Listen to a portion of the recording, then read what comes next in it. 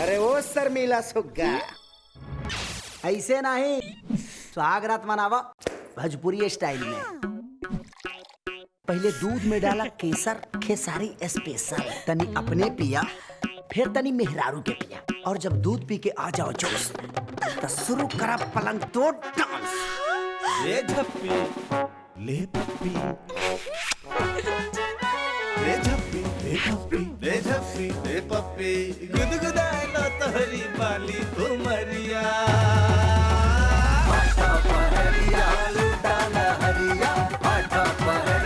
प्यार सीखे वाला के टाइम होके चाहे सिखावे वाला के। अब चौचक भोजपुरी फिल्मी चैनल जी बाइस्कोप के संगे आठों पहरिया लूटा लहरिया। ई तो प्यार की झोंक है। जी बाइस्कोप है।